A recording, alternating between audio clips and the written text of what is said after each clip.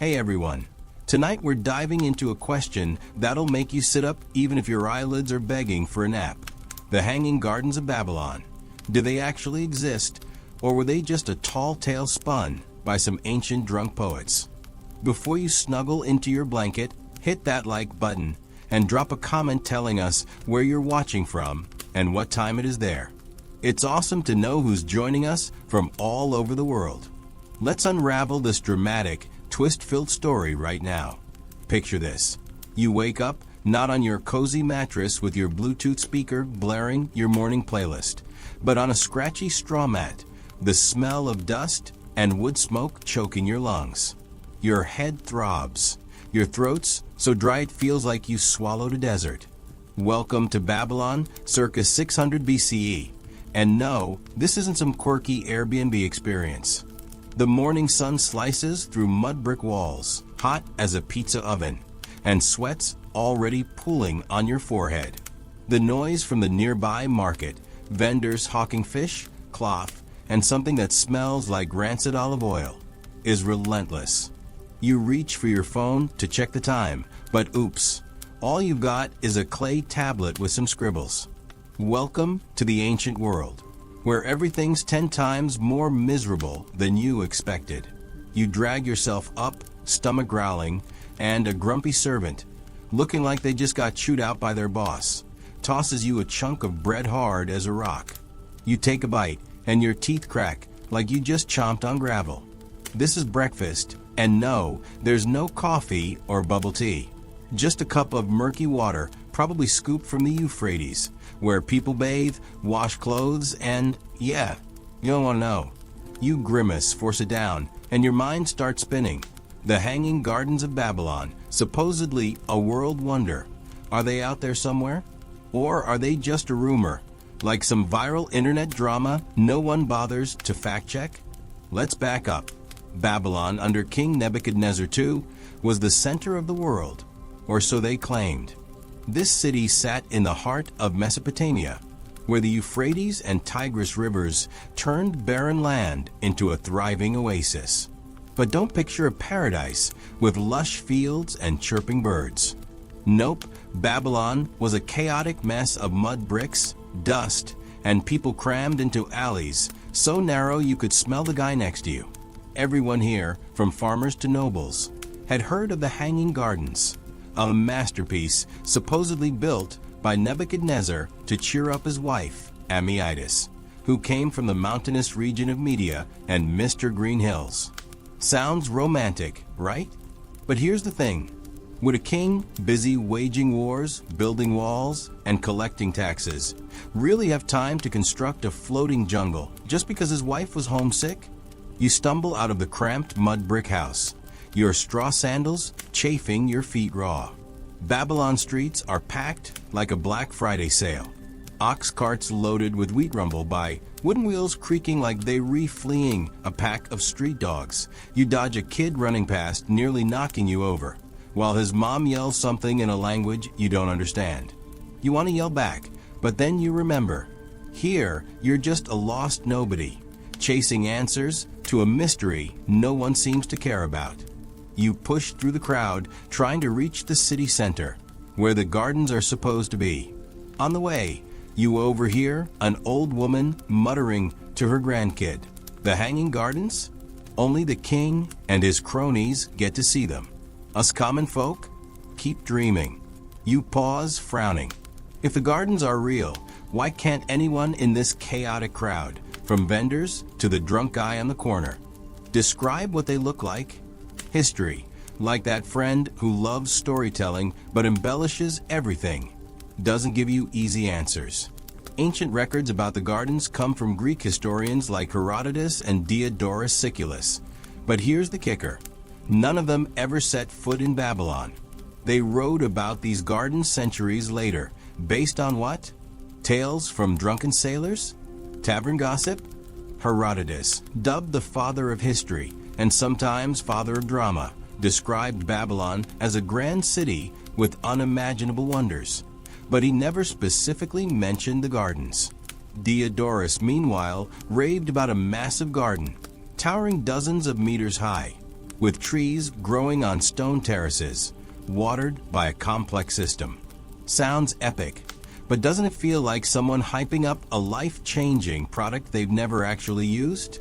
You get closer to Nebuchadnezzar's palace, where the gardens are supposedly located.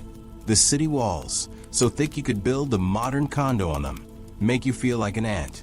Guards with spears glare at you like you just insulted their mom. You sneak a peek through the main gate, hoping for a glimpse of the legendary gardens. But all you see is a stone-paved courtyard, a few scraggly trees, and a pile of broken bricks. No lush greenery, no fragrant flowers, no trickling water. You turn to a nearby water cellar and ask, "Where are the gardens?" He shrugs, spitting on the ground. Ask the king. All we get is sand and sunburn. Disappointment hits you like when you wait all week for a blockbuster movie, only to find it's a cheap CGI mess. But then, you hear a different story from an old man sitting under a date palm. With a beard straight out of a fantasy flick, he whispers that the gardens might not even be here, in this city. Maybe they're in Nineveh, the Assyrian capital, where King Sennacherib built stunning gardens to flex his power. Or, he winks, maybe they only exist in the minds of storytellers. You stand there, sweat dripping down your back, wondering, has the whole world been duped by an ancient PR campaign? Your head's buzzing, not just from the heat, but from the question. If the gardens were real, they'd need a crazy irrigation system, right? Babylon's not Dubai with fancy water pumps. How did they get water from the Euphrates to the top of a towering garden? Some modern historians suggest they might have used a shaduf, a simple lever for lifting water, or even an Archimedes screw, a spiral device for pumping. But picture this: hundreds of workers sweating under a blistering sun, hauling water day after day to keep the queen's plants alive. Would you do that? Or would you rebel, chuck the bucket into the river, and yell, "Water your own trees"? As the sun sets, casting an orange glow over Babylon's walls, you collapse onto a stone slab, exhausted. Your feet ache, your hair's caked with dust. You stare at the sky, stars twinkling to life, and wonder, were the hanging gardens just a dream, a story to make Babylon sound cooler than it was? Or are they buried somewhere under the sand, waiting for you, a tired 21st century wanderer? To uncover them, you smirk, chuckling darkly. If an entire wonder can vanish without a trace, what's your work stress compared to that, right? But don't get too cozy. This story's far from over, and what's coming might make you want to bolt out of Babylon ASAP. You wake up on a cold, hard stone, your back screaming like you got tossed off a balcony. Last night, you passed out under Babylon's starry sky, but now the dawn's scorching your eyelids. The stench of baked earth and horse manure wafts from somewhere nearby, making you cough like you're auditioning for a sick role. You crave an iced latte or at least a fan, but all you've got is a grimy rag to wipe the sweat off your face. Welcome back to Babylon, where everything's a reminder that your modern life, with its deadlines and drama, is a 5-star resort compared to this. You stand, joints creaking like an old rocking chair. The streets are already buzzing, shouts and the squeak-squeak of wooden ox carts forming a soundtrack no one asked for. You stumble forward, desperate for a quiet corner to sort out your thoughts about the hanging gardens, which you're starting to suspect are just a myth hyped up by ancient influencers. But then, a strange scent snaps you out of your haze. Is that tree sap? Flowers?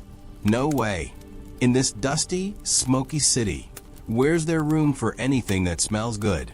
You turn, and a short guy in a tattered cloak stands by a tiny stall, holding a vial of some oil. "Perfume for media," he bellows, voice raspy like he's been arguing with the universe. "From the green hills where Queen Amytis once roamed." Amytis. That name again. You pause, squinting. Nebuchadnezzar's wife, the supposed reason for the gardens. You approach the vendor. ignoring the stench of his sweat mixed with cheap perfume. "Hey," you say, "what do you know about the Hanging Gardens?" He grins, flashing yellow teeth. "No, everyone's heard of M. But seen him? Huh, only the king and his posh pals get that privilege. Us peasants? We just sniff the breeze." He points toward the palace, its massive mud brick walls looming beyond the crowd. You follow his gaze, feeling like you're stuck in a puzzle game with zero hints. You decide to take a chance, weaving through the crowd toward the palace. Babylon streets are a maze designed to torment you. Alleys so tight your shoulders brush strangers, and every step coats your sandals in dust. A kid darts past, nearly tripping you, while his mom yells in some incomprehensible tongue.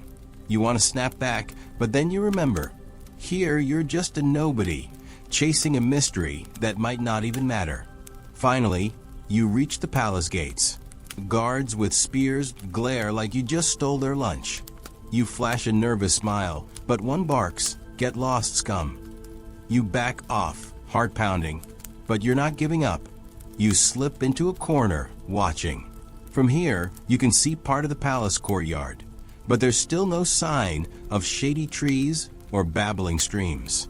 Just some wilted bushes and a heap of broken bricks, like someone started a project and bailed. You mutter to yourself, if the gardens are such a big deal, why are they so hard to find? Or are they even real? You slump onto a nearby step, trying to breathe through the oven-like heat. A young woman, probably a palace servant, passes by, lugging a huge water jug. Water sloshes, soaking her dress, and you can't help but think of the irrigation system the gardens supposedly needed. You call out, keeping your tone soft to avoid spooking her. "Hey, do you know anything about the Hanging Gardens? They say they need tons of water." She eyes you warily, but shrugs. "Water? We haul it from the river all day with shadoofs and back-breaking buckets. But to water a garden up high? Huh, only gods could pull that off." She walks off, muttering about working till midnight. Her words stick with you. Babylon's irrigation wasn't a joke. Modern archaeologists have found traces of complex canals channeling Euphrates water across the city. But pumping water up dozens of meters to a lofty garden? That's engineering that'd make today's architects sweat. Some scholars think Babylon might have used an Archimedes screw, a spiral water lifter, but there's no solid proof. You picture hundreds of workers hunched and drenched, hauling water under a 100-degree sun just to keep the queen's plants from wilting. Would you sign up for that? Or would you accidentally drop your bucket and play dumb? You shake it off, determined to dig deeper. An old man sits under a wall, scratching something onto a clay tablet. He looks like a scholar, or at least the only guy here not yelling in your face. You approach and ask, "Sir, are the Hanging Gardens really in Babylon, or somewhere else?" He looks up, eyes glinting like you just asked about his favorite TV show. He says, voice low, "Ever heard of Nineveh? King Sennacherib of Assyria, centuries ago, built stunning gardens there. His aqueducts brought water from the mountains, feeding a forest. Maybe the Greeks got it wrong, calling those the Hanging Gardens of Babylon." He smirks. Or maybe they just wanted Babylon to sound cooler. Nineveh. The name sends a shiver through you, like you just hit a plot twist in a binge-worthy series. Nineveh, the Assyrian capital, hundreds of miles north. Archaeologists have found evidence of elaborate gardens there, with advanced canals and irrigation. Could the Hanging Gardens actually be a Nineveh flex, and Babylon just stole the credit for clout? You think of today's internet, how a rumor can go viral, get hyped, and become truth with a few retweets. Maybe Babylon was just better at ancient branding. But then you recall Diodorus Siculus, the Greek historian who described the gardens as a towering wonder with stone terraces, shady trees, and endless water. He claimed they were built on massive pillars, with soil deep enough for full-grown trees. You picture it, a floating jungle, lush and green, in the middle of a desert. But then you frown. Building that in Babylon, with its sandy soil and brutal climate, would have cost a fortune and endless labor. And more importantly, why don't any local records, like Babylon's clay tablets, mention it? You feel trapped in a loop, each clue spawning more questions. The sun's high now, scorching your skin. You slump in a street corner, next to a vendor grilling meat over coals. The smell of charred fat and dust makes you gag, but you're too white to move. You watch the crowd, farmers, nobles in fancy robes, and wonder, did they actually believe in the gardens? Or was it just a bedtime story for their kids, like you bragging about a legendary party that was just you and 3 friends? You smirk, chuckling darkly. If a whole wonder can be doubted as fake, what does that say about the winds you chase in your modern life? But don't get philosophical yet. Babylon's got more secrets, and if you think this heat's the worst, just wait for what's lurking around the corner. You're still with me, right?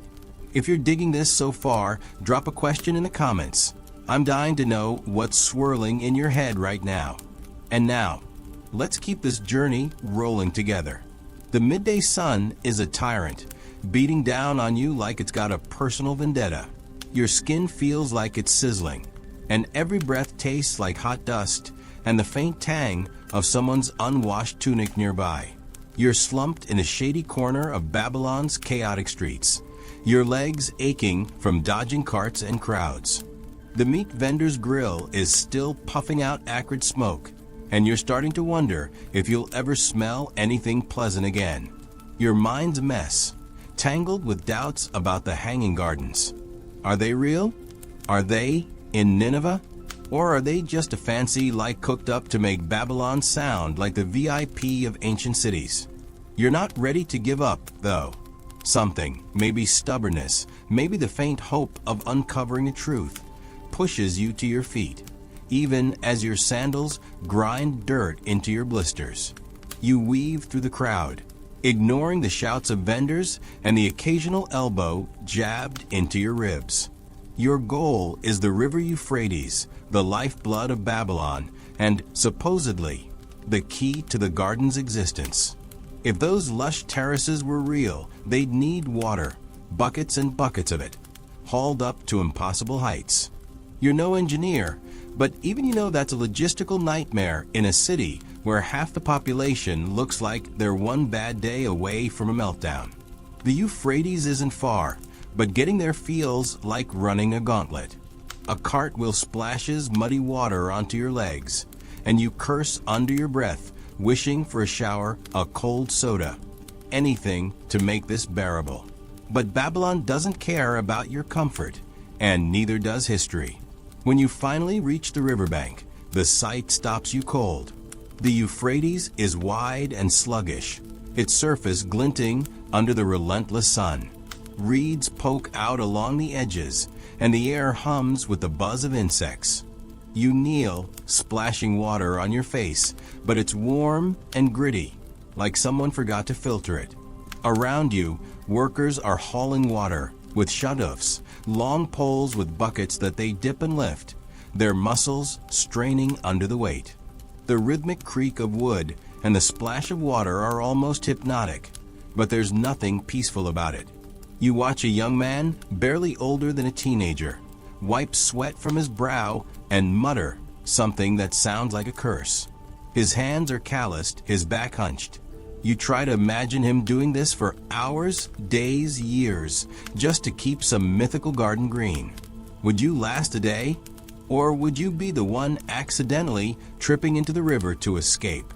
You sit on the bank, letting the damp mud cool your thighs, and try to piece it together. The gardens, if they existed, would have needed a water system that makes modern plumbing look like child's play. You've heard whispers of the Archimedes screw, a spiral tube that could lift water when turned. But the math doesn't add up. Archimedes himself wasn't even born yet, and while some historians argue the Babylonians might have had a similar device, there's no hard evidence.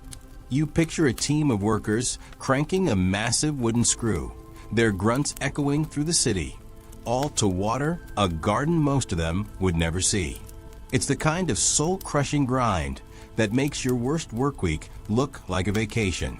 And yet the idea of it, a floating paradise fed by the Euphrates, is so tantalizing you can almost see it, shimmering like a mirage. A voice snaps you out of your thoughts. You lost, stranger. It's a woman, maybe in her 30s, balancing a basket of fish on her hip. Her face is weathered, but her eyes are sharp, like she's seen every trick in the book. You hesitate, then ask, "The hanging gardens, do you think they're real?" She laughs, a short, bitter sound. Real? Maybe for the king and his fancy wife. Down here, we're too busy trying not to die of thirst. She nods toward the river. They say the gardens drink more water than half the city. If that's true, I'd like to have a word with whoever's wasting it. She walks off, leaving you with a sinking feeling. If the gardens were real, they weren't just a marvel. They were a symbol of inequality, a lush playground for the elite, while everyone else toiled in the dirt. You stand, brushing mud off your hands, and decide to follow the river toward the heart of the city. Maybe there's a clue closer to the palace, something the workers or vendors missed. The Euphrates guides you, its sluggish flow a constant reminder of the city's dependence on it. You pass a group of children playing in the shallows, their laughter cutting through the hum of labor. For a moment, you envy them. They don't care about ancient wonders or historical debates. But then one slips, and his mother yanks him out, scolding him about crocodiles. Crocodiles? You glance at the water, suddenly less charmed by its sparkle. Babylon's beauty always comes with a catch. As you near the palace district, the buildings grow grander, their mud brick facades decorated with colorful tiles. You spot a man in a fine robe, probably a scribe or minor official, hurrying along with a stack of clay tablets. You jog to catch up, ignoring the stitch in your side. "Excuse me," you pant, "can you tell me about the hanging gardens?"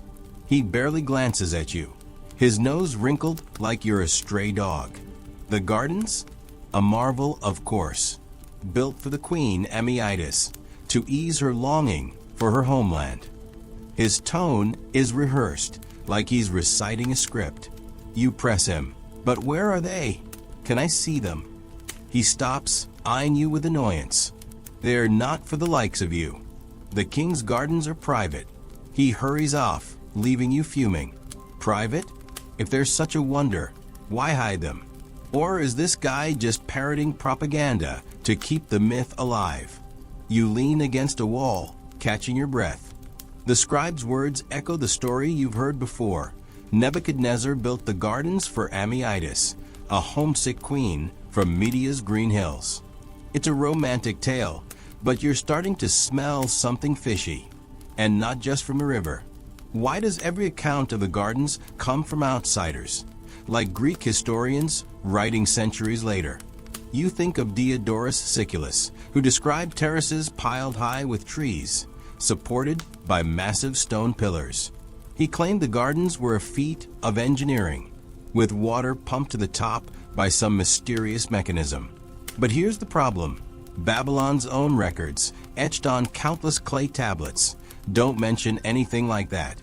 You've seen those tablets, or at least you've heard of archaeologists digging them up, and they're full of tax records, trade deals, even recipes for beer. But a world-famous garden? Not a peep. Your mind drifts to Nineveh again, the Assyrian city that keeps creeping into the conversation. King Sennacherib's gardens, there were no myth. Archaeologists have found aqueducts and inscriptions boasting about his lush landscapes. Could the Greeks have mixed things up, slapping Babylon's name on Nineveh's glory? You imagine a Greek traveler, half drunk on wine, hearing tales of a distant garden and assuming it was in Babylon, the flashier city. It's not hard to believe. People today do the same, hyping up a place based on vibes rather than facts. You smirk, thinking of how your friends might exaggerate a weekend trip to sound Insta-worthy. Same energy, different millennium. The heat's getting to you now, your head pounding like you've been doom scrolling for hours.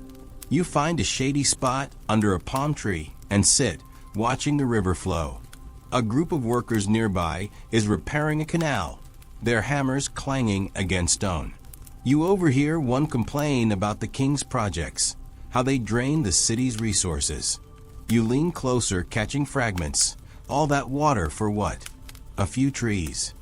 Your heart skips. Are they talking about the gardens? You want to ask, but their foreman barks at them to get back to work, and you don't fancy a spear in your face.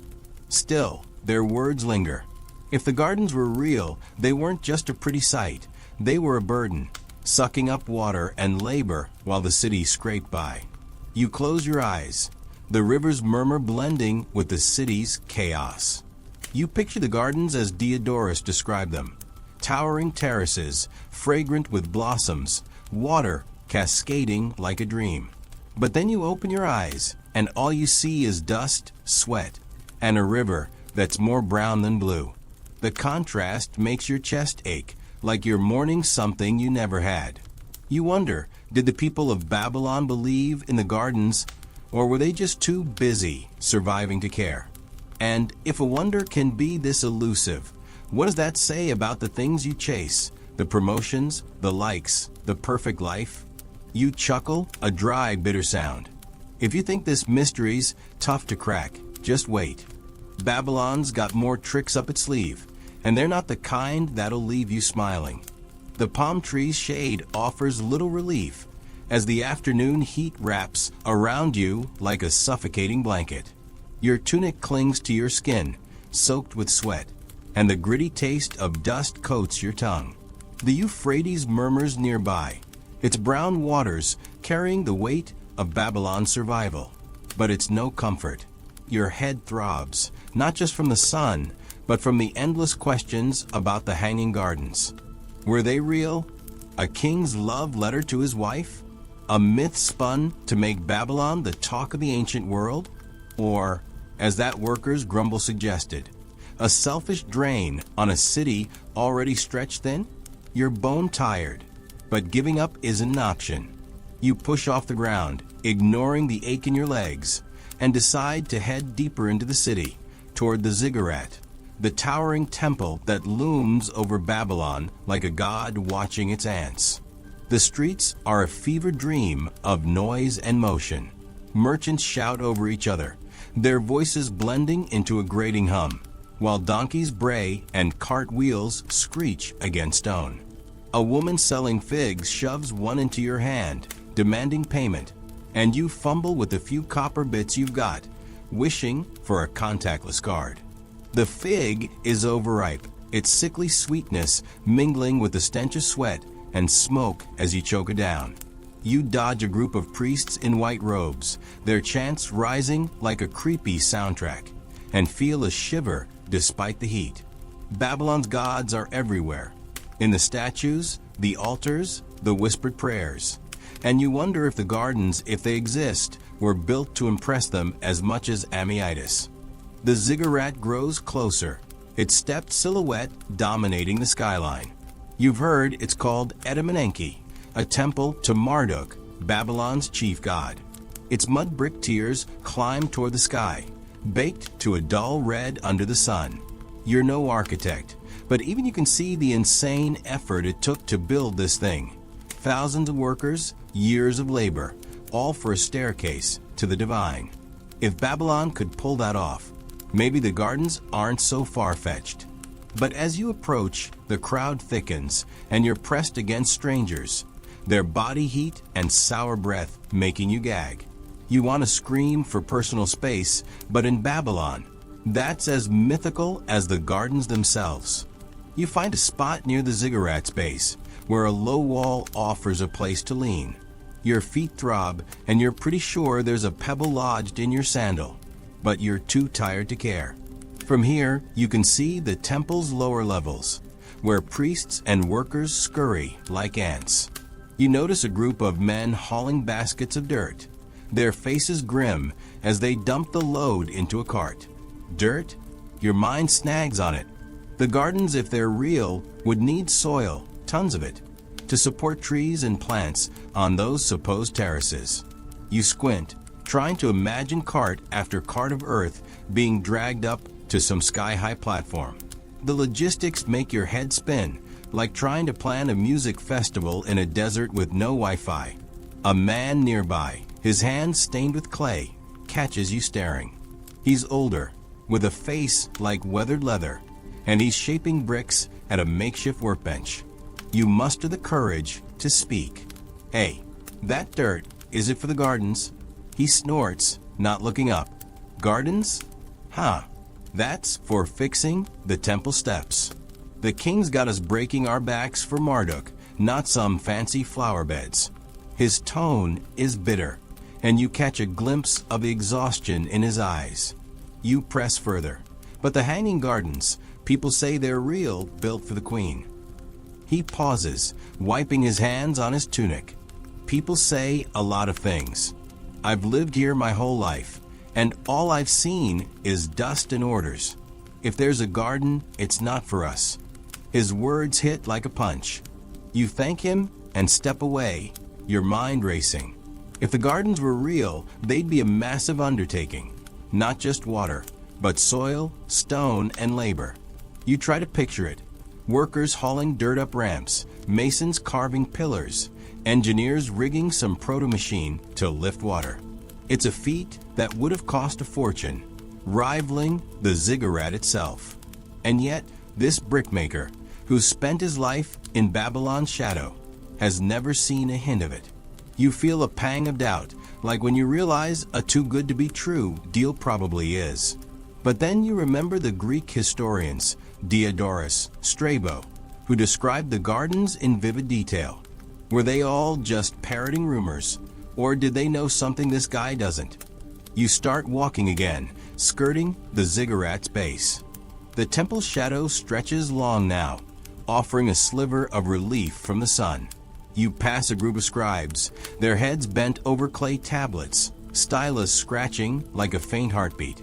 You're tempted to ask them about the gardens, but their focused silence feels unapproachable, like co-workers deep in a Zoom call.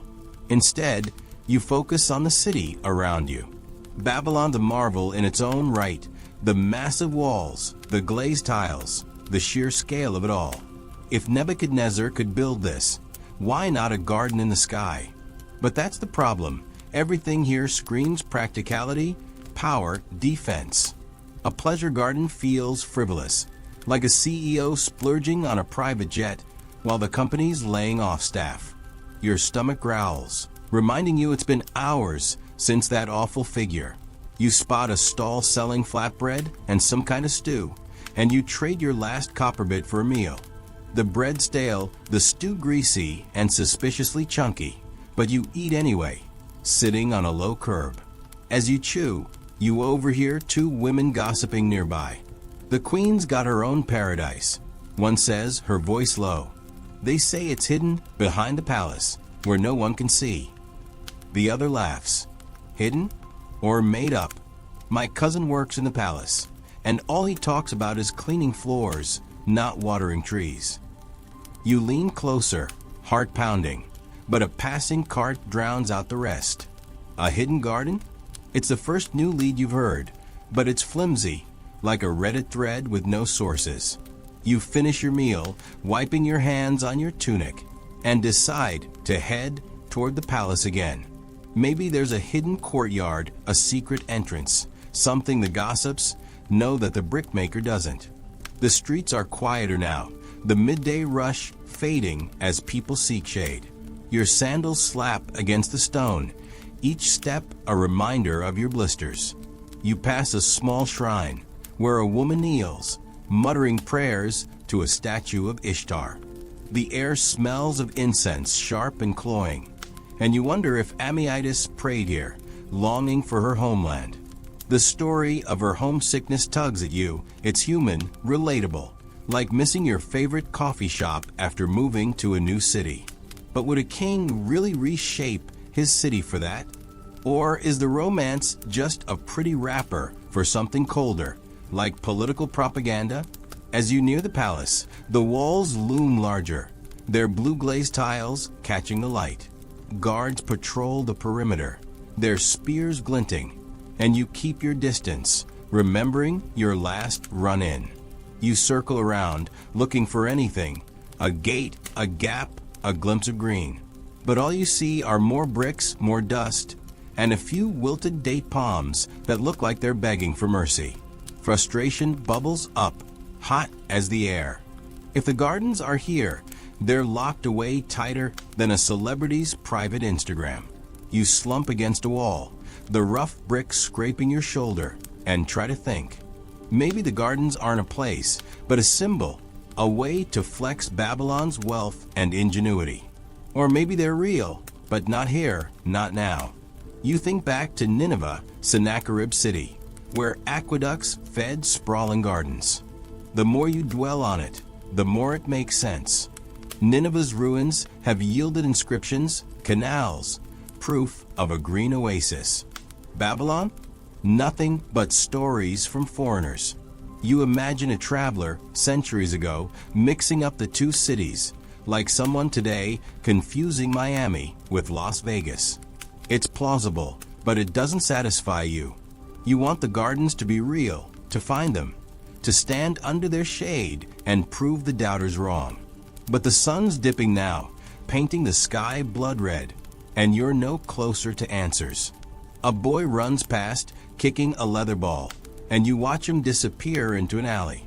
His carefree energy feels like a taunt. He doesn't care about ancient wonders or historical debates. He's just living. You envy that, but it also sharpens your resolve. You stand, brushing dirt off your hands, and take one last look at the palace. Somewhere maybe behind those walls, or maybe in another city, or maybe only in stories, the gardens wait. You smirk, a dry chuckle escaping your lips. If Babylon can hide a wonder this well, what else is it keeping from you? And if you think this day's been rough, just wait. The shadows are lengthening, and something tells you the night's going to be a lot less forgiving. The sun's bleeding into the horizon, turning Babylon's walls a fiery red that makes the city look like it's on the verge of combusting. You're slumped against a rough brick wall, the palace looming nearby like a taunting giant. Your body screaming, blisters on your feet, a crick in your neck, and a stomach churning from that greasy stew you shouldn't have trusted. The air's cooler now, but it's thick with the day's leftovers.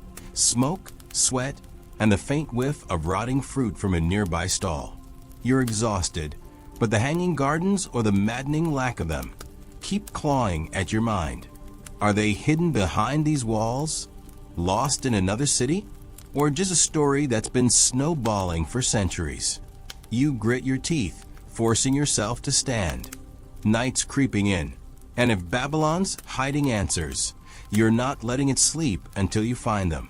You start moving, sticking to the palace's outer perimeter, where the crowds have thinned. The streets are quieter, but not peaceful.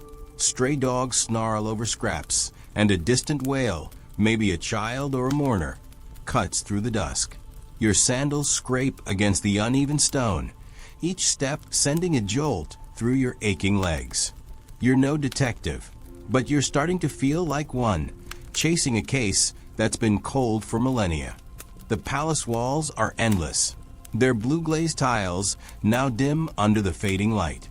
You scan for anything, a hidden gate, a crack, a glimpse of green, but it's just bricks, more bricks, and the occasional guard glaring like you're planning a heist.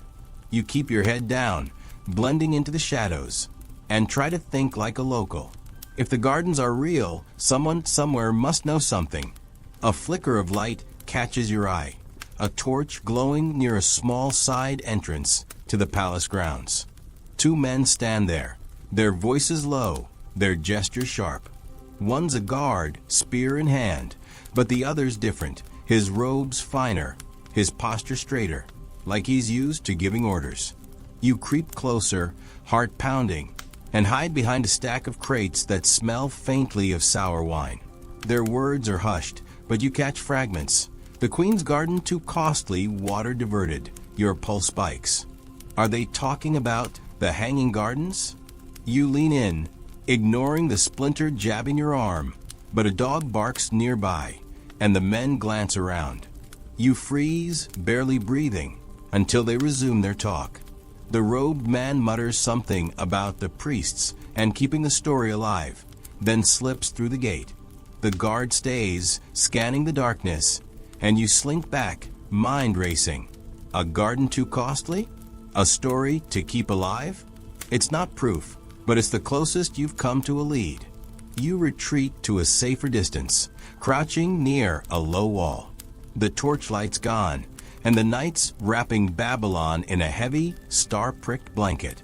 Your stomach twists, not just from hunger, but from the nagging sense that the gardens might be a mirage, a tale spun to dazzle outsiders, while the city's workers paid the price. You think of the Greek historians again, their flowery descriptions of terraces and waterfalls. Diodorus Siculus wrote of a garden so grand it rivaled the heavens, but he was hundreds of years removed, piecing together second-hand tales. What if he was fed a polished version of the truth, like a press release from Nebuchadnezzar's PR team? You smirk, imagining a clay tablet stamped with Babylon, home of the ultimate garden experience. Your thoughts are interrupted by footsteps. A girl, maybe 15, hurries past, clutching a bundle of cloth. She's a servant, judging by her plain tunic and the way she keeps her eyes down. You call out softly, "Hey, wait." She startles, nearly dropping her bundle, but you raise your hands to show you're harmless. "I'm just curious," you say. "Do you work in the palace? Have you seen the hanging gardens?" Her eyes dart around, like she's expecting a guard to pounce. I carry linens," she whispers. "I don't go near the king's private quarters." But she hesitates, then leans closer. Some of the older servants talk about a garden high up where the queen walks. They say it's beautiful, but it takes so much. Water, men, everything. She glances back, nervous. "I have to go." She scurries off, leaving you with a spark of hope and a heap of doubt. You sit back, the wall's coolness seeping into your back. The girl's words echo the men's conversation, a garden that takes so much. You try to picture it, a hidden oasis tucked away in the palace's heart, where Amiida strolls among trees while the city toils. It's romantic, sure, but also infuriating. You think of the workers you've seen, their calloused hands and weary eyes, hauling water and dirt for a wonder they'll never touch. It's not unlike today, is it? The influencers flaunting private jets, while the rest of us grind through 9-to-5s. You shake your head, pushing the thought away. Focus. If the gardens are real and hidden, maybe the palace isn't the place to look. Maybe the answers are with the people who built them, or the ones who suffered for them. You stand, brushing dirt off your hands, and head toward the city's working quarters, where the laborers live. The streets grow narrower, the air heavier with the smell of sweat and cheap oil lamps. Mud brick houses lean against each other, their roofs sagging like tired shoulders. You pass a group of men sitting around a fire, passing a jug of beer. Their laughter's rough, but it dies when they notice you, a stranger in their midst. You nod, trying to look friendly, and one gestures you over. "Lost?" he asks, his voice slurred. You seize the chance. "I'm looking for stories about the hanging gardens. Were they built here?" The men exchange glances, then burst into laughter. "Gardens," one says, wiping his eyes. "You mean the king's folly? My father worked on the palace walls. Said they hauled dirt for years. But for what? Nothing grows in this heat." His words sting, but you press on. "Nothing? No one saw a garden." Another man, older, leans forward, his face lit by the fire. "There was something," he says slowly. "My grandfather told me about a project long ago. Terraces, they said, for the queen. But it was cursed. Workers died. The water never came. They stopped talking about it." He shrugs, taking a swig of beer. Maybe it's still there rotting. Or maybe it was never finished. The fire crackles, and you feel a chill, despite the warm night. A cursed project? An unfinished dream? It's the most concrete story you've heard, but it's wrapped in shadows, like everything else in Babylon. You thank them and move on, the firelight fading behind you. The night's deeper now, the stars sharp against the black sky. You're in a maze of alleys, the walls closing in, and every sound, a dog's bark, a distant shout, makes you jump. You're starting to feel like Babylon itself is playing with you, dangling clues only to snatch them away. You think of Nineveh again, Sennacherib's proven gardens, and wonder if you're chasing a ghost.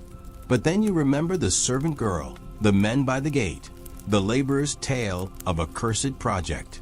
There's too much smoke for there to be no fire. You clench your fists, determined to keep going, even as your body begs for rest. You find a small square where a fountain trickles weakly, its basin cracked. You splash water on your face, wincing at its warmth, and sit on the edge. The city's quieter here, but the silence feels heavy, like it's hiding something. You think about the logistics again, the water, the soil, the labor. Even if the gardens were real, maintaining them would have been a nightmare. You imagine Nebuchadnezzar's advisors, stressed out of their minds, juggling budgets and worker rebellions, while the king demanded more trees. It's almost funny, like a corporate project gone off the rails, but the human cost, the lives lost, the backs broken, sours the thought. A shadow moves nearby, and you tense, hand gripping the fountain's edge. It's just an old woman, her shawl slipping as she shuffles past.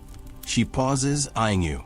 You look like you're searching, she says, her voice like dry leaves. You nod, too tired to lie. The hanging gardens. I want to know if they're real. She cackles, a sound that sends goosebumps up your arms. Real? Maybe once. But beauty like that, it eats everything. Water, blood, hope. She points a gnarled finger toward the palace. Look there, but don't expect to like what you find. She shuffles off, leaving you with a knot in your chest. Blood? Hope? You're not sure you want to know what she means, but her words stick, sharp as a blade. You stand, the fountain's trickle fading behind you. The palace is your only lead now, but the old woman's warning lingers, like a bad taste you can't rinse out. You're deeper in Babylon's web than ever, and the night's only getting darker. You smirk, a bitter edge to it. If the gardens are real, they're not just a wonder. They're a secret someone's buried, and digging it up might cost you more than blisters. But you're too far in to turn back, aren't you? And if you think this city's shown you its worst, just wait. Babylon's got a way of making every step feel like a trap. The night air clings to your skin, damp and heavy, like a cloak you can't shrug off. Babylon's alleys are a labyrinth of shadows, the mud brick walls swallowing what little starlight dares to reach them. Your heart still racing from the old woman's cryptic warning. Beauty that eats water, blood, hope. Her words coil in your gut, sharp and unsettling. But you push forward, driven by a stubborn need to unravel the truth about the hanging gardens. The palace is your only lead, a hulking silhouette in the distance. Its blue-glazed tiles, now black under the moonless sky. Your sandals are barely holding together, each step grinding dirt into your raw blisters, and your throat's so dry it feels like you've been gargling sand. You're exhausted, but Babylon doesn't care, and neither does the mystery that's got you chasing ghosts through its streets. You stick to the narrower paths, avoiding the main roads where guards might spot you. The city's asleep, or at least pretending to be. Every creak of a shutter or muffled cough from a house makes you flinch. A stray cat darts across your path, its eyes glinting like tiny torches, and you nearly trip, cursing under your breath. You'd kill for a flashlight or even just a moment to sit without feeling like the city's watching you. The palace walls loom closer now, their sheer size making you feel like a mouse sneaking toward a lion's den. You're not sure what you're looking for, a hidden gate, a forgotten courtyard, anything to prove the gardens aren't just a fairy tale. But the old woman's words keep circling. Don't expect to like what you find. You shake it off, telling yourself it's just an old lady's dramatics, but doubt gnaws at you like a hungry rat. You reach a section of the wall where the bricks are uneven, like someone rushed the job. No guards in sight, just the faint hum of crickets and the distant lap of the Euphrates. You press your hand against the wall, its roughness biting your palm, and scan for an opening. There's a narrow gap, barely wide enough for you to squeeze through, where the bricks have crumbled. Your pulse spikes. This could be it, a way into the palace grounds. Or it could be a trap, a dead end, or worse, a guard's patrol route. You hesitate, weighing the risk, but the thought of turning back after all this makes your stomach churn. You take a deep breath, the air thick with dust and something faintly sour, and slip through the gap, scraping your shoulder on the jagged edge. Inside, the darkness is thicker, the air cooler, but no less oppressive. You're in a narrow corridor, maybe a service passage, the walls damp with condensation. The silence is unnerving, broken only by the drip of water somewhere ahead. Your eyes adjust, catching faint outlines, crates stacked haphazardly, a broken clay pot, a pile of what might be rags or bones. You shudder, telling yourself it's just your imagination, but the old woman's talk of blood isn't helping. You creep forward, one hand trailing the wall for balance, your footsteps muffled by the packed dirt floor. The corridor twists, leading deeper into the palace complex, and you start to feel like you're descending, though it's hard to tell in the dark. The air grows heavier, tinged with a strange smell, not rot, but something alive, like wet earth and greenery. Your heart leaps. Greenery? Could this be it, a path to the gardens? You move faster, ignoring the ache in your legs, and the smell grows stronger, now mixed with a faint sweetness, like overripe fruit or flowers past their prime. The corridor opens into a wider space, and you stop dead. Moonlight filters through a high, narrow window, casting a pale glow over what looks like a courtyard. It's not grand, no towering terraces or cascading waterfalls, but there are plants. Low, scraggly bushes line the walls, and a few stunted trees, their leaves drooping, stand in cracked stone planters. A shallow channel runs through the center, its water barely a trickle, clogged with silt. This can't be the Hanging Gardens, can it? It's too small, too sad, like a community garden someone forgot to water. You step closer, your sandals sinking into the damp earth. The air's thick with that green living smell, but it's undercut by decay, like the plants are fighting a losing battle. You touch a tree's bark, its surface rough and dry, and a leaf crumbles in your hand. Your chest tightens. This feels wrong, like stumbling into a dream that's gone sour. You look around, searching for a sign, anything to prove this is the legendary wonder. There's a stone tablet embedded in the wall, its cuneiform script worn but legible. You're no scholar, but you've seen enough clay tablets to recognize a record of some kind. Maybe a dedication, a boast, a clue. You squint, wishing for better light, but the words are a blur, and the silence presses harder, like the courtyard's holding its breath. A sound, a low, scraping shuffle, makes you freeze. It's coming from the far side of the courtyard, where the shadows are deepest. Your mouth goes dry, and you crouch behind a planter, heart hammering. The shuffle grows louder, then stops. You peer out, and there's a figure, hunched, cloaked, moving slowly. Not a guard, not a servant, but something about them feels off, like they don't belong here any more than you do. They're carrying something, a bundle or a sack, and they pause by the channel, muttering. You catch a word, offering, and your skin prickles. An offering to what? The gods? The gardens? You want to run, but your legs feel rooted, and curiosity, that cursed thing, keeps you glued. The figure kneels, setting the bundle down. And you see it's not a sack, but a small clay jar, sealed with wax. They pry it open, and the smell hits you, sharp, metallic like blood. Your stomach lurches, and you clamp a hand over your mouth to keep from gagging. The figure pours the contents into the channel, a dark liquid that stains the water red before it's carried away. They mutter again, something about keeping the earth alive, then stand and shuffle back into the shadows.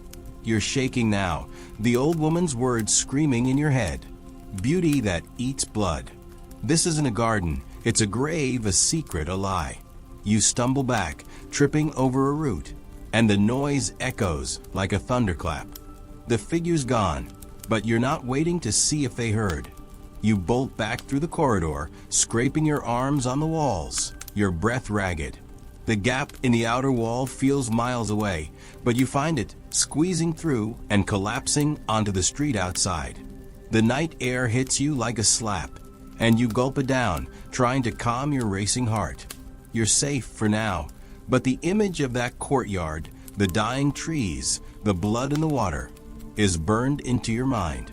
Was that the hanging gardens, or some twisted remnant of them? Or was it something else entirely? A ritual you were never meant to see? You stagger to your feet, leaning against the palace wall. The city's asleep, but you feel exposed, like eyes are watching from every alley.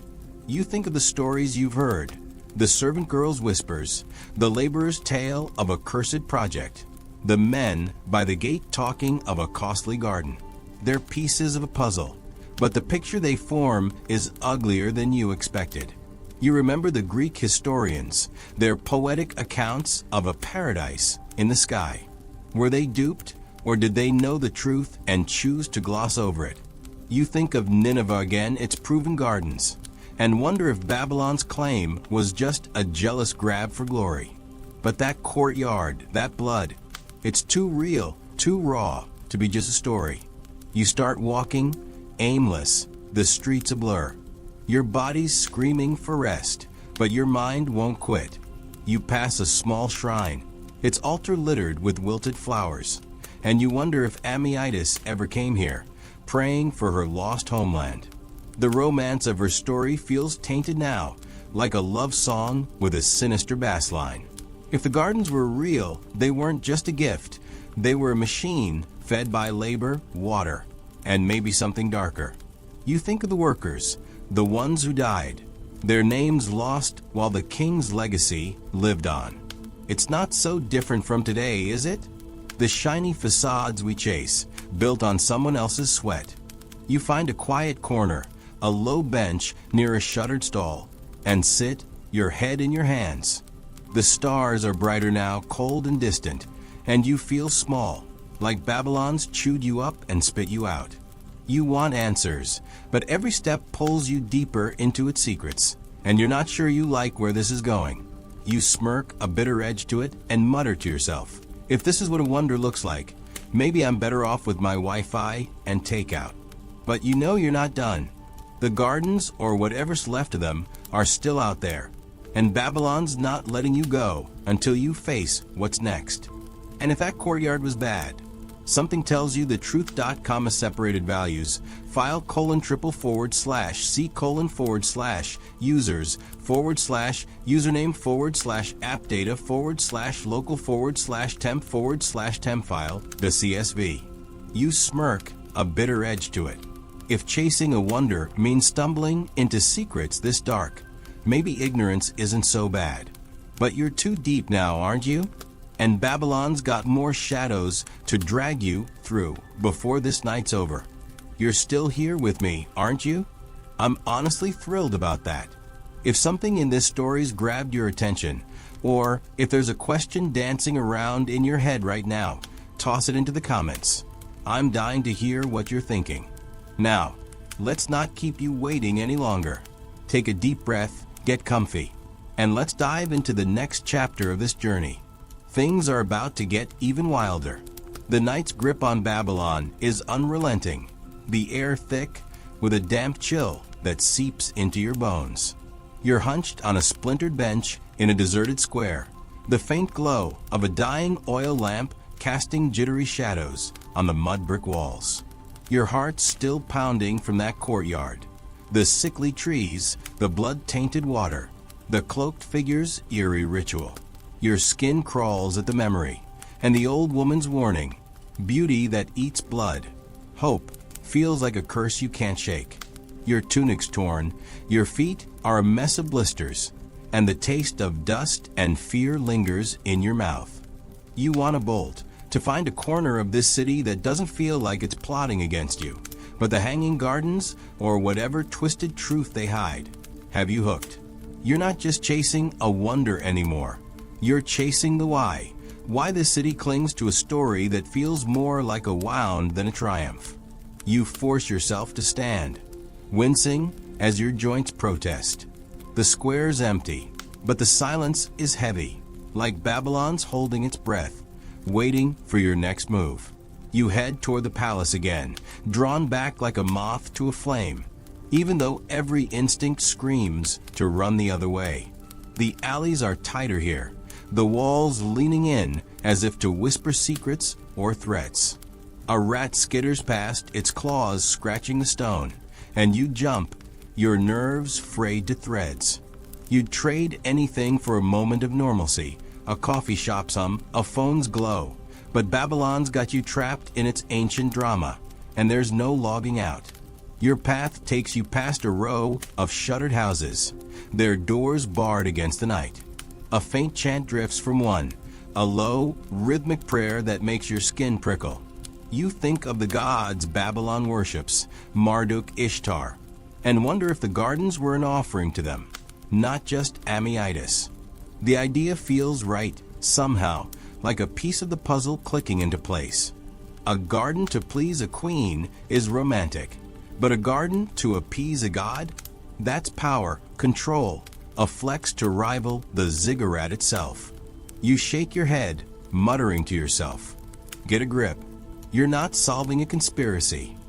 But the thought lingers, as stubborn as the dust caked on your skin. You reach the palace's outer wall again, its bulk a silent challenge. The gap you slipped through before is too risky now. You're not sure you could face that courtyard again without losing it. Instead, you circle around, keeping to the shadows, your eyes scanning for another way in. The air smells faintly of smoke, maybe from a guard's torch or a distant fire, and it stings your throat.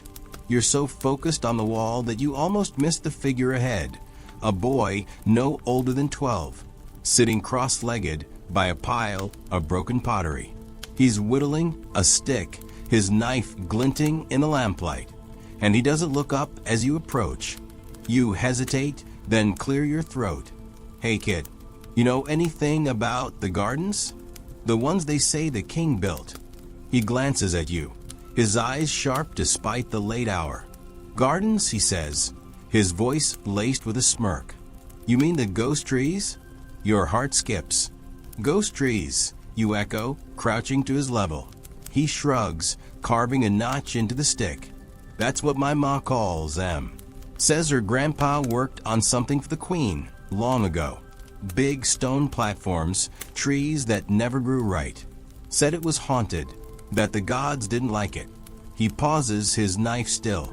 "They stopped building it when he was a kid. Too many died." Your mouth goes dry. "Died how?" He looks at you now, his gaze unervingly steady. "Fell. Drowned. Got sick. Ma says the gardens ate him." He goes back to whittling, like he didn't just drop a bomb. You sit back on your heels, the boy's words sinking in like stones. A haunted project, abandoned after too many deaths.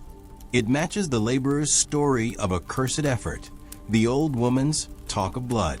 You think of that courtyard again, its dying plants and bloodied water. Was that the remnant of an unfinished dream, a garden that never bloomed? You want to ask more, but the boy's already ignoring you, his knife scraping rhythmically. You stand, your legs shaky, and keep moving, the phrase "ghost trees" looping in your head. It's chilling, but it's also the most solid lead you've got, a story that feels too raw to be made up. The palace wall curves, leading you to a wider street where a few late-night vendors linger, their stalls lit by flickering lamps. You pass a woman selling flatbread, her hands moving mechanically as she kneads dough. You're starving, but your pockets are empty, and the memory of that greasy stew keeps you from begging. Instead, you try your luck. "Excuse me," you say, keeping your voice low. "Have you heard of the hanging gardens? Maybe ghost trees?" She freezes, her hands hovering over the dough, and for a moment, you think she'll bolt. "Don't talk about that," she hisses, glancing around. "Not here." Your pulse races. "Why not?" you press, stepping closer. She leans in, her voice barely a whisper. "It's bad luck. My husband worked on the palace repairs. Said there's a place, high up, where no one goes. Dead trees, broken stone. They say it's cursed." She turns away, shutting you out, but her fear is answer enough. You back off, your mind spinning. A cursed place, high up with dead trees. It's not the lush paradise Diodorus described, but it's something, a shadow of the gardens, maybe, or what they became. You think of the Greek historians again, their glowing accounts of terraces and waterfalls. Were they fed a glorified version of a failed project, like a startup hyping a product that never launched? Or did they see something real, something Babylon buried to hide its shame? You think of Nineveh, Sennacherib's proven gardens, and wonder if Babylon's claim was a desperate bid to outshine its rival. The idea feels right, but it doesn't explain the stories, the fear, the blood. You keep walking, the streets sloping upward toward a higher part of the city. The palace grounds are vast, sprawling across multiple levels, and you're betting this cursed place is somewhere elevated, maybe a terrace or rooftop. Your legs burn with every step, and the air's growing thinner, laced with a faint, earthy smell that reminds you of that courtyard. You pass a guard post, ducking behind a cart to avoid notice, and spot a narrow staircase carved into the wall. It's unguarded, its steps worn and crumbling, like no one's used it in years. Your gut says this is it, a path to answers, or at least a better view.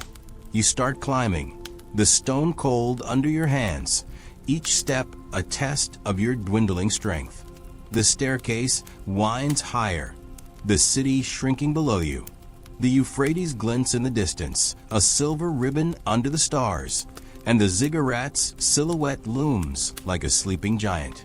You're dizzy, not just from the height, but from the weight of what you're chasing. At the top, the stairs open onto a wide platform, its edges jagged where stones have fallen away. The air's different here, cooler, with that same green decay smell, stronger now. You step forward, your sandals crunching on loose dirt, and see them. Trees, or what's left of them.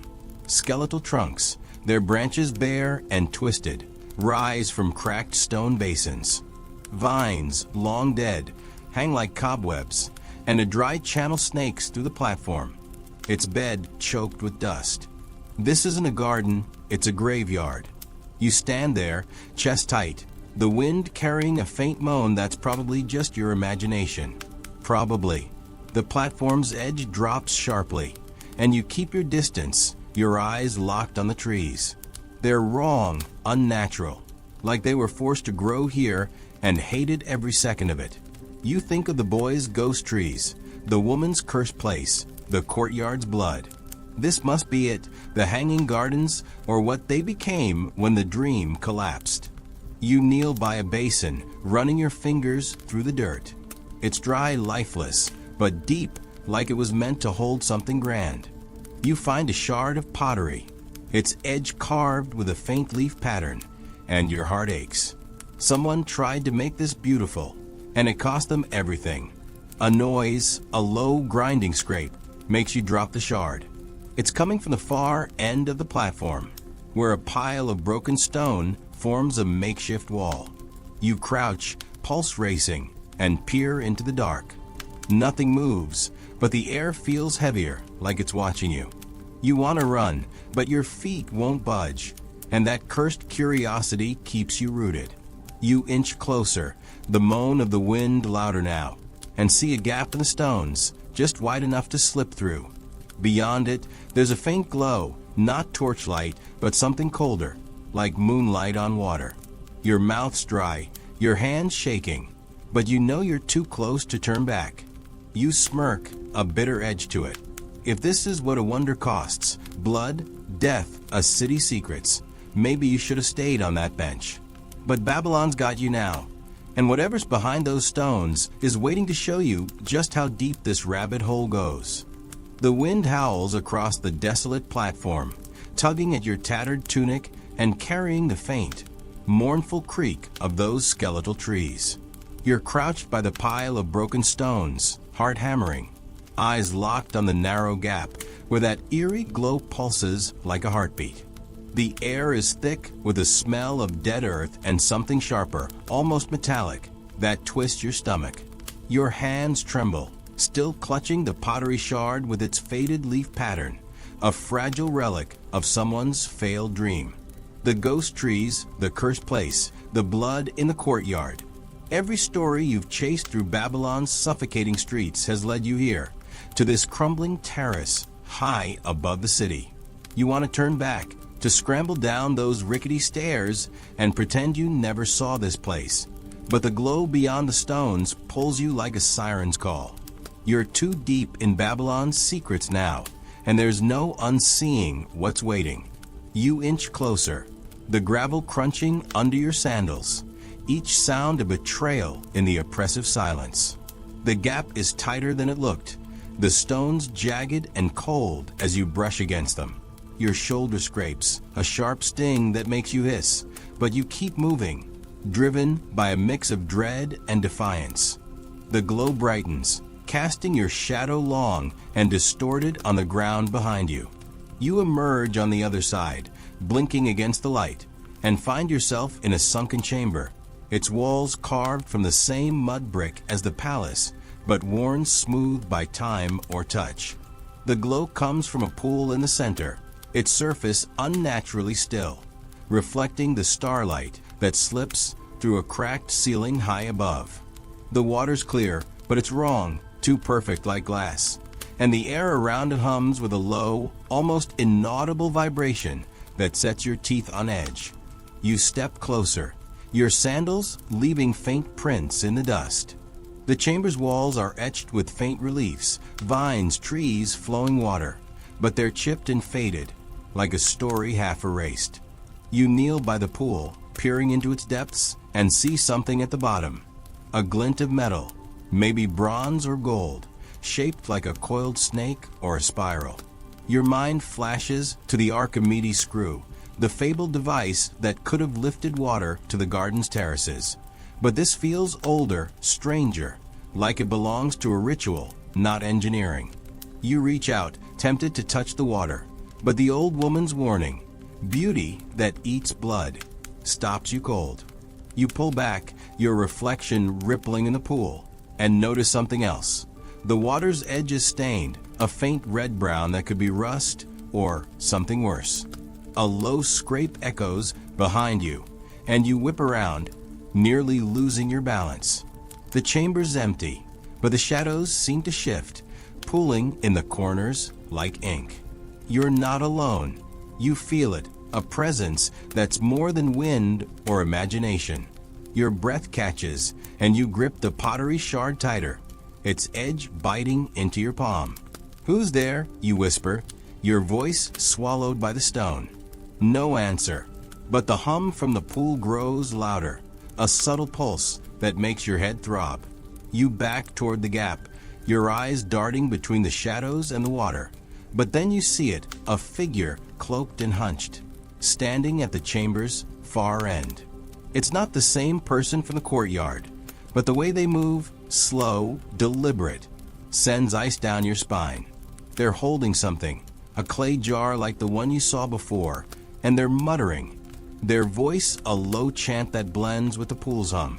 You freeze, half hidden by a crumbling pillar, and watch as the figure approaches the pool. They kneel, their cloak pulling around them, and break the jar seal. The smell hits you instantly, blood, sharp and fresh, mixed with something herbal, like crushed leaves. Your stomach lurches, and you clamp a hand over your mouth, fighting the urge to gag. The figure pours the contents into the pool, a slow stream of dark liquid that clouds the water before sinking, leaving the surface clear again. They chant louder now, words you don't understand but feel in your bones, like a prayer or a curse. The pool's hum spikes, the vibration rattling your chest, and you realize this isn't just a garden's remnant. It's a shrine, a place where Babylon's secrets are fed, not buried. The figure stands, turning slightly, and you catch a glimpse of their face, or what should be a face. It's obscured, maybe by shadow or a veil, but it's wrong, too smooth, like a mask carved from bone. You stumble back, tripping over a loose stone, and the noise is deafening in the chamber's stillness. The figure's head snaps toward you, and you don't wait to see what happens next. You bolt for the gap, scraping your arms and legs as you force your way through, the pottery shards slipping from your hand and shattering on the ground. You don't look back, your lungs burning as you sprint across the platform, past the ghost trees, and down the crumbling stairs. The wind's howling now, or maybe it's your own panic, but you swear you hear footsteps behind you, steady and unhurried, like they know you can't escape. You hit the street below, your knees buckling, and scramble into an alley, pressing yourself against a wall. Your chest heaves, your hands shaking as you try to make sense of what you saw. The pool, the blood, the figure, it's not just a failed garden. It's something darker, something Babylon's kept hidden for centuries. You think of the stories you've heard, the boys' ghost trees, the vendor's cursed place, the courtyard's ritual. They're not myths. They're fragments of a truth too ugly to parade as a wonder.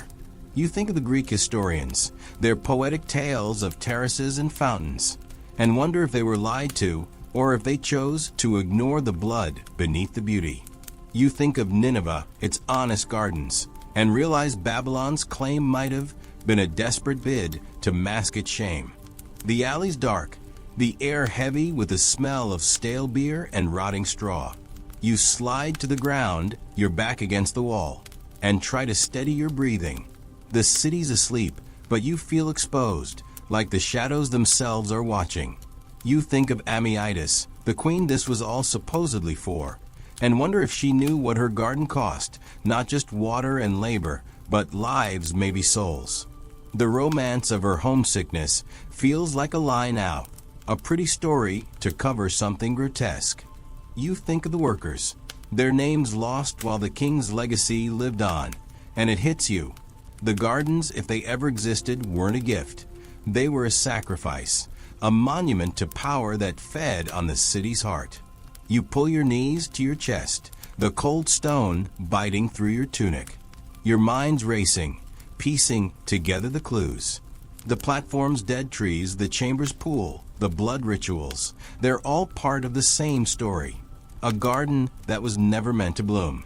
You think of the cuneiform tablet you saw in the courtyard, the spiral at the pool's bottom, and wonder if they hold the key. Maybe they're records, not of triumph, but of failure, of a project abandoned when the gods, or the people, turned against it. You think of the ziggurat, its towering presence, and realize the gardens might have been its shadow, a secret kept from the priests and the people alike. A sound snaps you out of it, a low, rhythmic tapping, like footsteps or a stick on stone. You tense, peering into the alley's darkness, but see nothing. The tapping stops, then starts again, closer now, and your heart's in your throat. You stand, your legs shaky, and back away, keeping the wall at your side. The city's waking, the first hints of dawn staining the sky, but you're not ready to face it. You need answers, but every step pulls you deeper into Babylon's web, and you're starting to think the truth isn't worth the cost. You think of the figure in the chamber, their masked face, and wonder if they're still out there, hunting you or guarding their secret. You turn a corner, the alley opening into a wider street where early risers are already stirring. A man pushes a cart of firewood, its wheels creaking, and a woman sweeps dust from her doorstep, her broom a steady rhythm. You blend in, keeping your head down, but the tapping follows, faint but persistent. You glance back, seeing only shadows, and pick up your pace, your blisters screaming with every step. You're not sure where you're going, back to the river, the ziggurat, anywhere but here, but you know you can't stop. The gardens, or whatever they've become, are still out there, and Babylon's not done with you yet. You pass a small shrine, its altar littered with wilted offerings, and pause, catching your breath. The air smells of incense and decay, and you think of Amyitis again, her longing for green hills. Did she walk these streets, knowing what her garden demanded? Did she care? You clench your fists, the anger surprising you. If the gardens were real, they weren't hers. They belonged to the workers, the dead, the city that bled for them. You smirk, a bitter edge to it, and mutter, some wonder. The tapping's gone now, or maybe you're too tired to hear it. But the dawn's breaking, and Babylon's waking up. You're not sure what's worse, the secrets you found or the ones still hiding. But one thing's clear, this city's got more to show you, and it's not going to be pretty. The first rays of dawn claw through Babylon's haze, painting the mud brick walls a sickly gold. You're stumbling through a narrow street, your breath ragged, your body a map of aches, blisters weeping under shredded sandals, a scraped shoulder throbbing from your frantic escape, and a headache pulsing like a war drum. The air's thick with the stench of sweat, smoke, and the faint rot of yesterday's market scraps. That tapping sound, those ghostly footsteps, has faded, but your nerves are still raw, jumping at every creak or shout. The chamber's horrors cling to you, the blood-clouded pool, the masked figure, the hum that rattled your bones. The hanging gardens, if that's what you found, aren't a wonder. They're a nightmare, a secret Babylon's buried under layers of dust and lies. But you're not done. Something, stubbornness, desperation, or maybe just the city's grip, keeps you moving, even as every step feels like a dare to whatever's watching. You weave through the waking city, dodging early vendors, setting up stalls, and workers hauling baskets of grain. Their voices are a low hum, punctuated by the clatter of carts and the bray of a donkey. You want to blend in, to be just another tired face, but you feel marked, like the shadows themselves are whispering your name. The shrine you passed looms in your memory, its wilted offerings a grim echo of the chamber's ritual. You think of Amyitis, the queen whose homesickness supposedly birthed the gardens, and wonder if she was a pawn or a player in this twisted game. Did she know about the blood, the deaths, the ghost trees? Or was she just a story, a pretty face to mask the city's greed? You clench your fists, the thought fueling your steps. You need answers, and you're done skulking in alleys. It's time to face the heart of Babylon.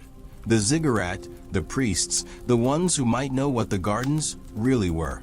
The streets widen as you approach the city center, the ziggurat's stepped silhouette rising like a mountain against the dawn. Edamananke, the temple of Marduk, dwarfs everything, its mud brick tiers climbing toward a sky that's more gray than blue. The air here smells of incense and baked earth, a sharp contrast to the alley's decay.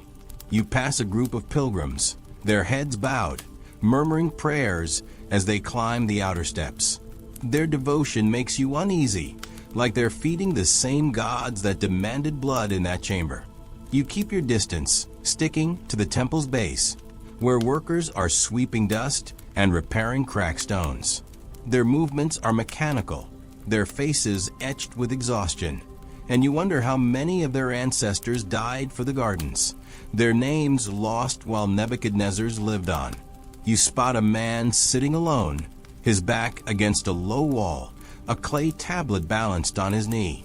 He's older, his beard streaked with gray, and he's scratching cuneiform with a stylus, his focus unbroken by the chaos around him. A scribe, maybe, or a priest assistant. He's your best shot at answers, and you're too tired to care about protocol. You approach, clearing your throat. "Excuse me," you say, your voice hoarse. "I need to know about the hanging gardens. Were they real?" He doesn't look up, his stylus moving steadily. "Gardens," he says, his tone flat. "You're chasing old tales, stranger." You press harder, desperation creeping in. "I've seen things, dead trees, a pool, blood. People say it was cursed." "What do you know?" His hand pauses, just for a second, and his eyes flick to yours, sharp and guarded. "You've seen too much," he says softly, "and not enough." Your heart skips. "What does that mean?" you demand, stepping closer. He sets the tablet down, his movements deliberate, and leans forward. "The gardens were an ambition," he says, choosing his words like they're knives. "Built to honor the queen, yes, but also the gods. Marduk demanded beauty, and beauty demands sacrifice. Water, labor, lives. It was never finished. The gods turned away, and the earth rejected it." His voice drops, barely a whisper. "What you saw, it's what's left. A shadow, kept alive by those who fear the gods' wrath." You stare, your mind reeling. "Kept alive how?" you ask, though you dread the answer. He glances around, then leans closer, his breath sour. "Blood for the earth, to appease what was broken. But it's not enough. It's never enough." You step back, his words a weight you can't carry. Blood for the earth, the courtyard, the chamber, the rituals. The gardens weren't just a failed project.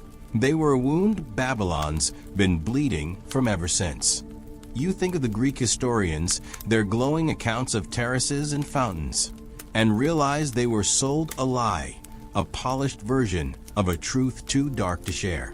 You think of Nineveh, its honest gardens, and see Babylon's claim for what it is, a desperate grab for glory, built on the backs of the dead. "Where are they?" you ask, your voice shaking. "The terraces, the real ones." The scribe's eyes narrow, and he points a gnarled finger toward the ziggurats upper tiers. "Up there, where only the chosen go. But you won't find what you're looking for, only what you're running from." His warning lands like a slap, but you're already moving, drawn to the ziggurat like it's the only thing left. The scribe's words echo the old woman's, the boys, the vendors, a chorus of dread that's followed you through Babylon streets. You start climbing the temple's outer steps, each one a test of your battered body. The pilgrims are gone now, the workers too busy to notice you, and the air grows thinner, laced with that same green decay smell from the platform. Your legs burn, your lungs ache, but you keep going, driven by a need to see it for yourself. The terraces, the truth, whatever's left of the gardens. The steps end at a wide ledge, halfway up the ziggurat, where a heavy wooden door bars the way. It's unguarded, its surface weathered but carved with faint vines, like a memory of the gardens. You push, expecting resistance, but it creaks open, the sound echoing in the stillness. Beyond is a corridor, its walls damp and cool, lit by flickering oil lamps. The smell hits you, earth rot, and that metallic tang you can't unlearn. You step inside, your sandals slapping against the stone, and follow the corridor as it slopes upward, twisting deeper into the ziggurat's heart. Your heart's pounding, not just from a climb, but from the sense that you're crossing a line, stepping where you were never meant to go. The corridor opens into a vast chamber, its ceiling lost in shadow. The air's heavy, almost alive, and the smell's overwhelming now, green and blood, intertwined like a curse. Before you is a terrace, or what's left of it, a wide stone platform, cracked and uneven, dotted with basins of dry, crumbling dirt. Dead trees stand like sentinels, their branches clawing at the air, and vines, brittle and gray, drape across broken columns. A channel runs through the center, its bed dry, but stained with dark streaks that make your stomach turn. This is it, the hanging gardens or their corpse. Not a wonder, not a paradise, but a ruin, a monument to ambition that ate itself alive. You step onto the terrace, your breath shallow. The silence is crushing, broken only by the faint drip of water somewhere deep in the chamber. You approach a basin. Its dirt littered with shards of pottery and bone animal, you hope, but you're not sure. You find another tablet, half buried, its cuneiform sharp and clear. You can't read it, but its presence feels like a confession, a record of what went wrong. You think of the scribe's words, "The gods turned away, and the earth rejected it." You imagine the workers hauling dirt and water, dying under the weight of Nebuchadnezzar's dream. You imagine the priests feeding the earth with blood to appease a god who'd already left.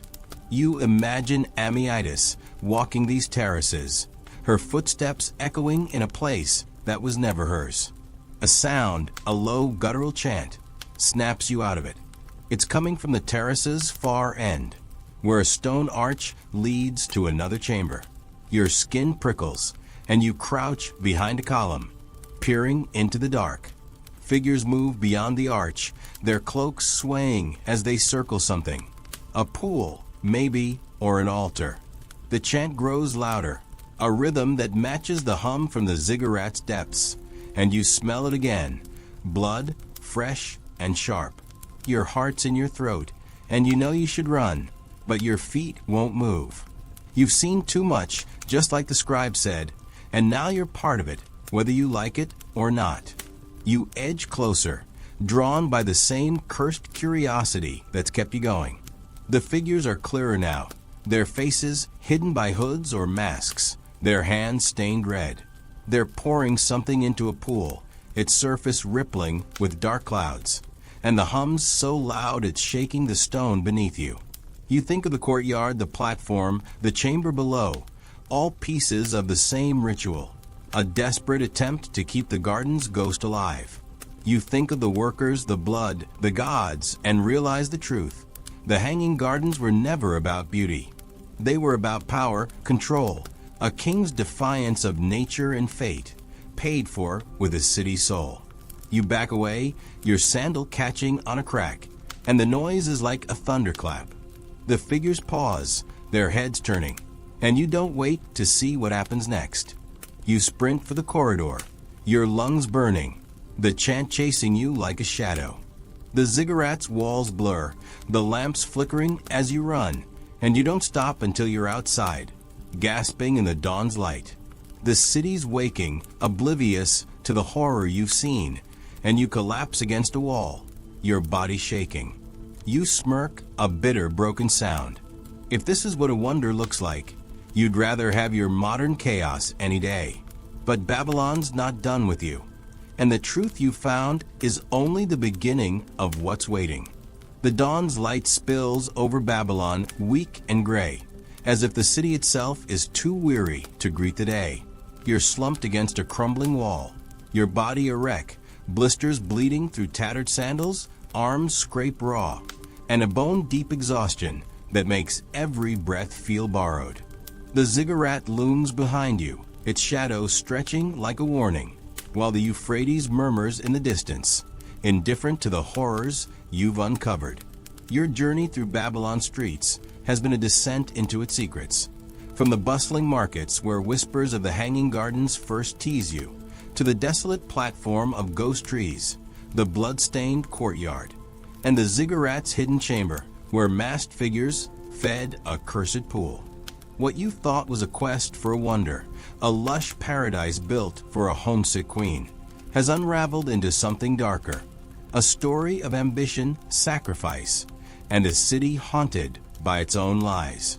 You're not the same person who woke up on that straw mat days ago, chasing a myth. Babylon's changed you, and as you sit here, heart still racing from your escape, you know it's time to end this. The streets stirring, vendors dragging out their wares, their shouts muted by the morning haze. You pull yourself up, wincing as your muscles scream, and start walking, aimless at first, letting the city guide you one last time. The air's heavy with the usual mix of smoke sweat, and rotting fruit. But it feels different now, less oppressive, more like a farewell. You think back to the people you've met, the brickmaker who scoffed at the gardens, the servant girl who whispered of their cost, the boy with his tale of ghost trees, the scribe who spoke of gods and sacrifice. Each one handed you a piece of the puzzle, but the picture they form is no triumph. The hanging gardens, if they ever existed, were no gift for Ammiitis.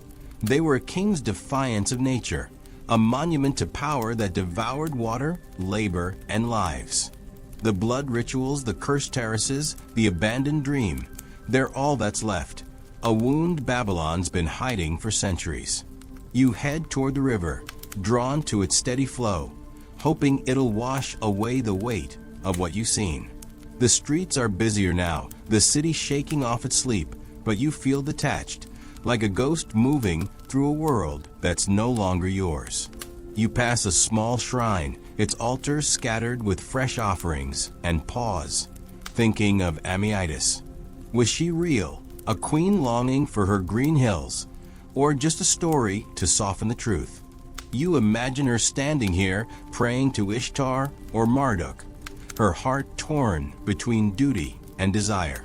If she knew what her garden cost, the workers crushed under stone, the blood poured to appease angry gods, did she care?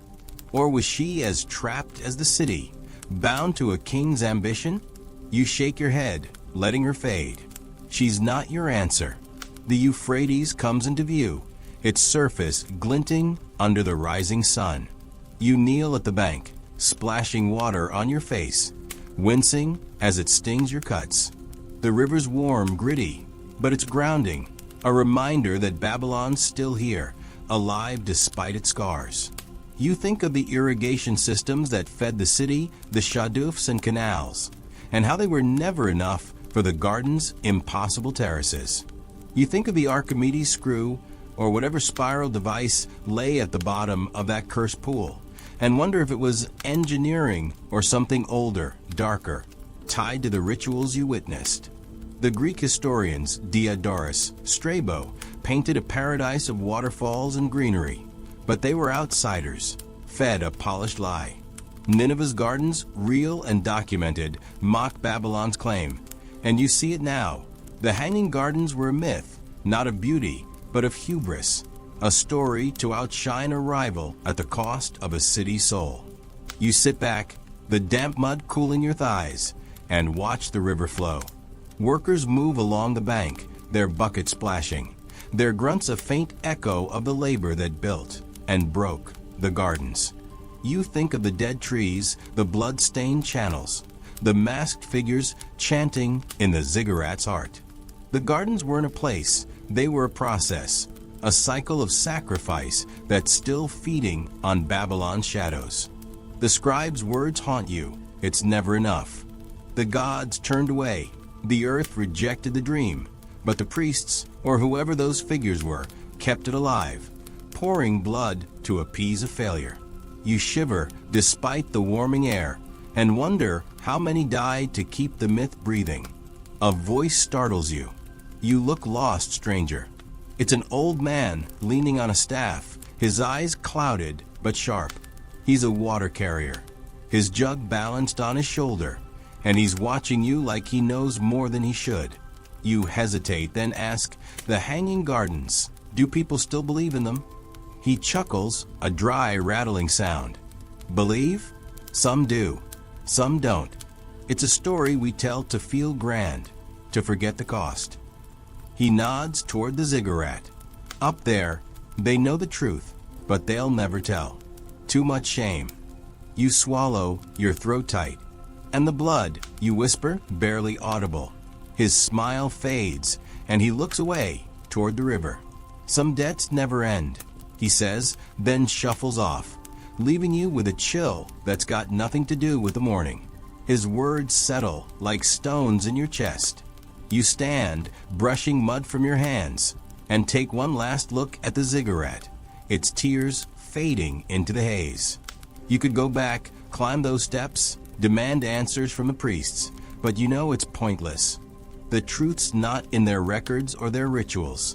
It's in the city itself, in the workers' sweat, the forgotten dead, the stories that linger like dust. The Hanging Gardens were real once, as an idea, a king's vision to rival the gods. But they were never finished, never bloomed. And what's left is a ghost, a scar Babylon's tried to bury. You think of your own world, the things we chase, fame, success, perfection, and how they too demand more than we can give. You smirk, a bitter edge to it. Maybe Babylon's not so different after all. You turn away from the river, heading back into the city, your steps lighter despite the pain. The streets are alive now, the market in full swing, vendors shouting, children darting through the crowd.